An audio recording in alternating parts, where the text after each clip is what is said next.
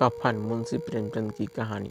झोपड़े के द्वार पर बाप और बेटा दोनों एक बुझे हुए अलाव के सामने चुपचाप बैठे हुए थे और अंदर बेटे की जवान बीवी बुधिया प्रसव वेदना में पछाड़ खा रही थी। रह रहकर उसके मुंह से ऐसी दिल हिला देने वाली आवाज निकलती थी कि दोनों कलेजा थाम लेते थे। जाड़ों की रात थी। प्रकृति सन्नाटे में डूबी हुई।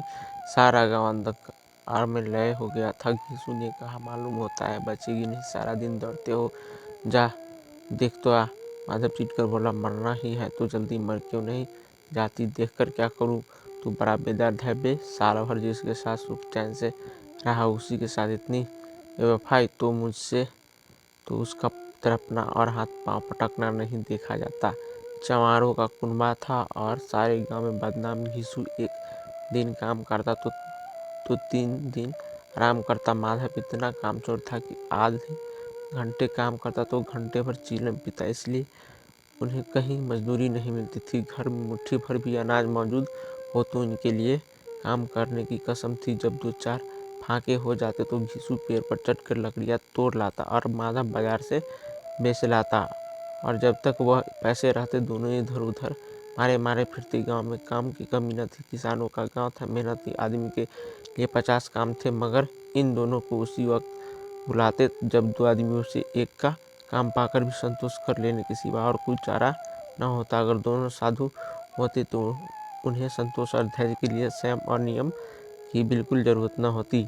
यह तो इनकी प्रकृति थी। विचित्र जीवन था इनका। घर में मिट्टी के 2-4 बर्तन के सिवा कोई संपत्ति नहीं। फटे चिथड़े से अपनी नग्नता को ढाके हुए जिए जाते थे। संसार की चिंताओं से मुक्त, कर्ज से लदे हुए, गालियाँ भी खाते, मार भी खाते, मगर कोई गम नहीं। दिन इतने की वसूली की बिल्कुल आशा न रहने पर भी लोग इन्हें कुछ न कुछ कर्ज दे देते थे। मटर आलू की फसल में दूसरों के खेतों से मटर या आलू उखाड़ लाते और भून भान कर खा लेते, या 10-5 ऊख उखाड़ लाते और रात को चूसते। घीसू ने इसी आकाशवृत्ति से 60 साल की उम्र काट दी और माधव भी सपूत बेटे की तरह बाप की ही पदचियों पर चल रहा था, बल्कि उसका नाम और भी उजागर कर रहा था। इस वक्त भी दोनों अलाव के सामने बैठकर आलू भून रहे थे जो किसी के खेत से खोद लाए थे। घीसू की स्त्री का तो बहुत दिन हुए देहांत हो गया था। माधव का ब्याह पिछले साल हुआ था। जब से यह औरत आई थी उसने इस खानदान में व्यवस्था की नींव डाली थी और इन दोनों बेगैरत का दोजख भरती रहती थी। जब से वह आई यह दोनों और भी आलसी और आराम तलब हो गए थे, बल्कि कुछ अरकने भी लगे थे।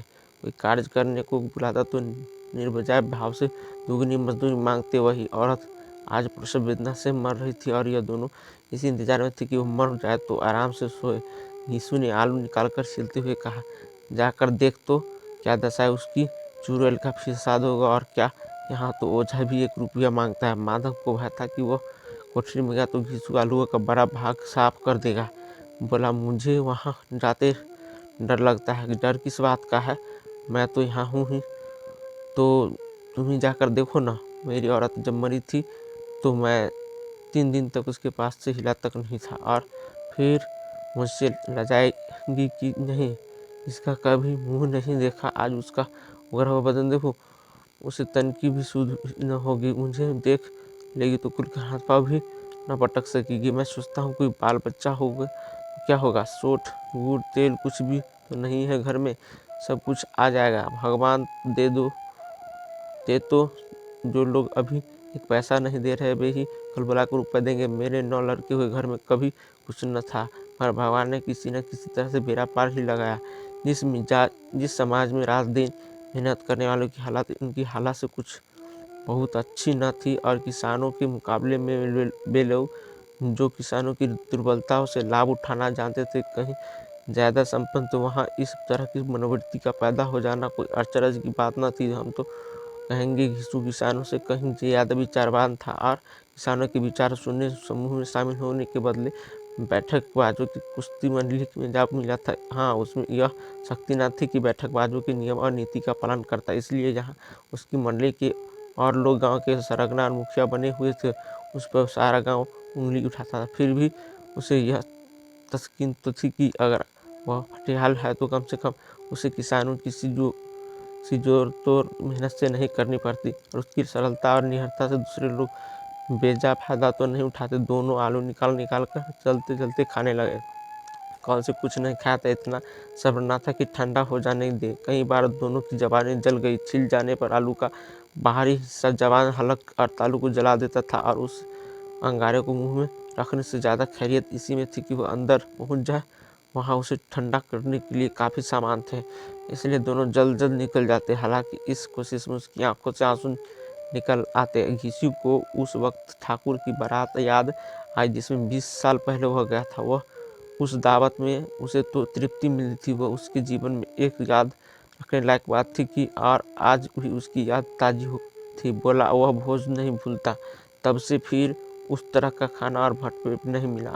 लड़की वालों ने सबको भरपेट पुड़िया खिलाई थी। सबको, छोटे बड़े सबने पुड़िया खाई। असली घी की चटनी डराता 3 तरह सूखे साग, एक रसदार तरकारी, दही, चटनी, मिठाई। अब क्या बताऊं कि उस भोज में क्या स्वाद मिला। कोई रोक टोक नहीं थी। जो चीज़ चाहो मांगो, जितना चाहो खाओ। लोगों ने ऐसा खाया कि किसी ने पानी न पिया। मगर परोसने वाले की पतल में गरम गरम गोल गोल स्वादु कचौरियाँ डालते मना करते हैं कि नहीं चाहिए पतल का, पर हाथ रोके हुए हैं। मगर वह है कि दिए जाते। और जब सबने मुंह धो लिया, पान इलायची भी मिली, मगर मुझे पान लेने की कहाँ सूझ थी। खड़ा हुआ न जाता था। चटपट जाकर अपने कंबल पर लेट गया। ऐसा दिल दरियाबान था वह। ठाकुर माधव ने इन पदार्थों का मन ही मन मजा लेते हुए कहा, अब हमें कोई ऐसा भोज नहीं खिलाता, अब कोई क्या खिलाएगा। वह जमाना दूसरा था। अब तो इस सबको किफ़ायत सूझती है। शादी ब्याह में मत खर्च करो, क्रियाक्रम में मत खर्च करो। पूछो गरीबों का माल बटोर बटोर कहाँ रखोगे, बटोरने में तो कमी नहीं है। हाँ, खर्च में काफ़ी किफ़ायत सूझती है। तुमने 20 पुड़िया खाई होगी, 20 से ज़्यादा खाई थी। मैं 50 खा जाता, 50 से कम मैंने न खाई होगी। अच्छा पका था। तू तो मेरा आधा भी नहीं है। आलू खाकर दोनों पानी पिया और वहीं अलाव के सामने अपनी धोतियाँ ओढ़कर पाँव पेट से डाले सो रहे थे, जैसे 2 बड़े अजगर घुटियाँ मार पड़े और बुद्धियाँ अभी तक करा रही थी। सवेरे माधव ने कोठरी में जाकर देखा तो उसकी स्त्री ठंडी हो गई थी। उसके मुंह पर मक्खियाँ भिनक रही थी, पथराई आँख ऊपर टंगी हुई थी, सारी देह धूल से लथपथ हो रही थी। उसके पेट में बच्चा मर गया था। माधव भागा हुआ घीसू के पास आया। फिर दोनों जोर जोर से हाय हाय करने और छाती पीटने लगे। पड़ोस वालों ने यहाँ रोना धोना सुना तो दौड़े हुए आया। पुरानी मर्यादा के अनुसार इन भावों को समझाने लगा, मगर ज़्यादा रोने पीटने का अवसर न था। कफन और लकड़ी की फिक्र करनी थी। घर में तो पैसा इस तरह गायब था जैसे चील के घोंसले में मांस। बाप बेटे रोते हुए गांव के जमींदार के पास गए। वह इन दोनों की उस सूरज से नफरत करते थे। कई बार इन्हें अपने हाथों से पीट चुके थे। चोरी करने के लिए वादे पर काम पर न आने के लिए पूछा, क्या है बे घुसुआ, रोता क्यों है?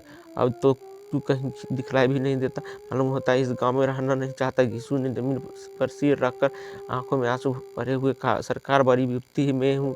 माधव की घरवाली रात को गुजर गई। रात भर तड़पती रही सरकार। हम दोनों उसके सिहाने पर बैठे रहे। दारू जो कुछ हो सका सब कुछ किया, मुदा वह हमें दगा दे गई। अब कोई एक रोटी देने वाला भी न रहा। मालिक तबाह हो गए, घर उजड़ गया। आपका गुलाम हूँ, अब आपके सिवा कौन उसकी मिट्टी पार लगाएगा। हमारे हाथ में जो कुछ था वह सब दवा दारू में उठ गया।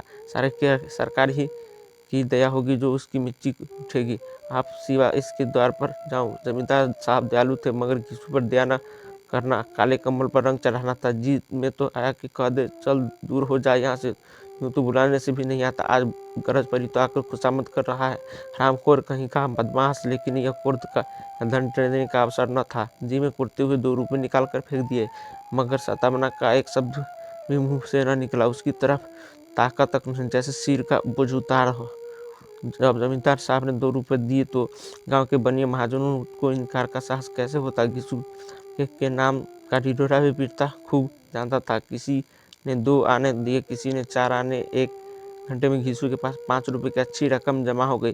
कहीं से अनाज मिल गया, कहीं से लकड़ियाँ, और दोपहर को घीसू और माधव बाजार से कफन लाने चले। इधर लोग बांस वास काटने लगे। गांव की नर्म दिल स्त्रियाँ आकर लाश देखती थी और उसकी बेकसी पर 2-2 बूंद आंसू गिराकर सरी जाती थी। बाजार में पहुंचकर घीसू बोला, लकड़ी तो उसे जलाने भर को मिल गई। क्यों माधव? माधव बोला, हाँ लकड़ी तो बहुत है, अब कफन चाहिए तो चलो कोई हल्का सा कफन ले ले। हाँ और क्या, लाश उठते उठते रात हो जाएगी। रात को कफन कौन देखता है? कैसा बुरा रिवाज है कि जिसे जीते जी तन ढकने को चिथड़ा भी न मिले उसे मरने पर नया कफन चाहिए। कफन लाश के साथ जल ही तो जाता है और क्या रखा रहता है। यही 5 रुपए पहले मिलते तो कुछ दवा दारू कर लेते। दोनों एक दूसरे के मन की बात तार रहे थे। बाजार में इधर उधर घूमते रहे, कभी इस बाजार की दुकान पर कभी उसकी दुकान पर। तरह तरह के कपड़े, रेशमी सूती देखे, मगर कुछ जचा नहीं। जहाँ तक की शाम हो गई तब दोनों न जाने की दब्बी प्रणाली एक मधुशाला में सामने जा पहुँचे और जैसे किसी के पूर्व निश्चित व्यवस्था अंदर चले गए। वहाँ जरा देर तक दोनों असमंजस खड़े रहे। फिर घिसू ने गद्दी के सामने जाकर कहा, साहू जी एक बोतल हमें भी देना।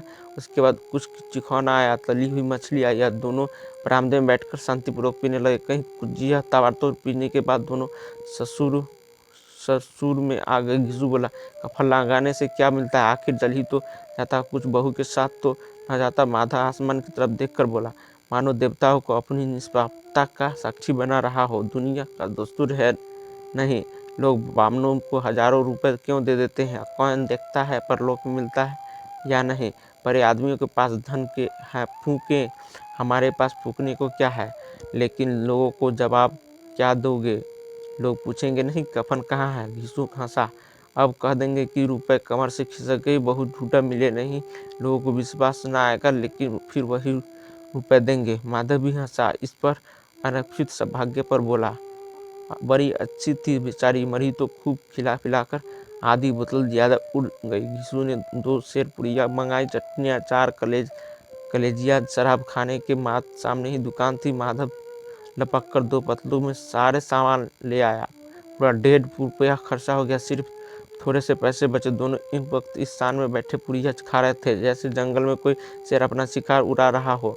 न जवाबदेही का खौफ था, न बदनामी की फिक्र। इन सब भावनाओं को उसने बहुत पहले ही जीत लिया था। घिसू दार्शनिक भाव से बोला, हमारी आत्म प्रसन्न हो रही है तो क्या उसे पुनः न होगा? माधव ने श्रद्धा से सिर झुकाकर तस्दीक दी, जरूर से जरूर होगा। भगवान तुम अंतर्यामी हो, उसे बैकुंठ ले जाना। हम दोनों हृदय से आशीर्वाद दे रहे हैं। आज जो भोजन मिला वह कभी उम्र भर न मिला था। एक क्षण के बाद माधव के मन में एक शंका जागी। बोला, क्यों दादा, हम लोग भी एक न एक दिन वहाँ जाएंगे ही। घिसू ने इस भोले भाव सवाल पर कुछ उत्तर न दिया। वह परलोक की बात सोचकर इस आनंद बाधा न डालना चाहता था जो वहाँ हम लोगों से पूछे कि तुमने हमें कफन क्यों नहीं दिया तो क्या कहोगे? कहेंगे तुम्हारा सिर पूछेगी तो जरूर। तू कैसे जानता है कि उसे कफन न मिलेगा? तू मुझे ऐसा गधा समझता है? 60 साल क्या दुनिया में घास खोदता रहा हूँ, उसको कफन और बहुत अच्छा मिलेगा। माधव को विश्वास न आया। बोला, कौन देगा? रुपए तो तूने चट कर दिए। वह तो मुझसे पूछे कि उसकी मांग में जो सिंदूर मैंने डाला था कौन देगा, बताते क्यों नहीं? वही लोग देंगे जिन्होंने अब की दिया है। हाँ, अब की रुपए हमारे हाथ में आएंगे। ज्यों-ज्यों अंधेरा बढ़ता था और सितारों की चमक तेज होती थी, मधुशाला की रौनक भी बढ़ती जाती थी। कोई गाता था, कोई डींग मारता था, कोई अपने संगी गले लिपटा जाता था, कोई अपने दोस्त के मुंह में कुल्हड़ लगा देता था। वहाँ के वातावरण में स्वरूप था, हवा में नशा। कितनों तो यहाँ आकर एक चुल्लू में मस्त हो जाते थे। शराब से ज़्यादा यहाँ की हवा उन पर नशा करती थी। जीवन के बधाई यहाँ खींच लाती थी और कुछ देर के लिए यह भूल जाते थे कि वो जीते हैं या मरते हैं, या न जीते न मरते। और यह दोनों बाप बेटे अभी मज़े लेकर चुस्किया ले रहे थे। सबकी निगाह इनकी ओर जमी हुई थी। दोनों कितने भाग्य के बली हैं। पूरी बोतल बीच में है। भरपेट खाकर माधव ने बची पुड़िया का पतल उठाकर एक भिखारी को दे दिया जो खड़ा इनकी ओर भूखी आंखों से देख रहा था और देने के गौरव, आनंद और उल्लास का अपने जीवन में पहली बार अनुभव किया। घिसू ने कहा, ले जा, खूब खा और आशीर्वाद दे। जिसकी कमाई वह तो मर गई, मगर तेरा आशीर्वाद उसे जरूर पहुँचेगा। रो रो से आशीर्वाद दो। बड़ी गाढ़ी कमाई के पैसे हैं। माधव ने फिर आसमान की तरफ देखकर कहा, वो बैकुंठ में जाएगी दादा, बैकुंठ की रानी बनेगी। घिसू खड़ा हो गया और जैसे उल्लास की लहरों में तैरता हुआ बोला, हाँ बेटा, बैकुंठ में जाएगी। किसी को सताया नहीं, किसी को दबाया नहीं। मरते मरते हमारी जिंदगी की सबसे बड़ी लालसा पूरी कर गई। मोहर न बैकुंठ जाएगी तो क्या ये मोटे मोटे लोग जाएंगे जो गरीबों को दोनों हाथों से लूटते हैं और अपने पाप को धोने के लिए गंगा में नहाते हैं और मंदिरों में जल चढ़ाते। श्रद्धालुता का यह रंग तुरंत ही बदल गया। असर था, नशे की खासियत, दुख, निराशा का दौरा हुआ। माधव बल्लभ मकर दादा बेचारी ने जिंदगी में बड़ा दुख भोगा। इतना दुख झेलकर मरी हुआ आंखों पर हाथ कर रोने लगा। चीखे मार मार कर किशोर ने, क्यों रोता है बेटा? खुश हो कि वो माया जाल से मुक्त हो गई, जंजाल से छूट गई। बड़ी भाग्यवान थी जो इतनी जल्दी माया मुँह के बंधन तोड़ दिए। और दोनों खड़े होकर गाने लगे, ठगनी क्यों नैना झमकावे ठगनी, फिर करो की आंखें इनकी ओर लगी हुई थी। और यह दोनों अपने दिल में मस्त गाते गाते थे। फिर दोनों नाचने लगे, उछले भी, कूदे, फिर गिरे भी, मटके भी, भाव भी बताए, अभिनय भी किए और आखिर नशे में मदमस्त होकर वहीं गिर पड़े। Please like share subscribe.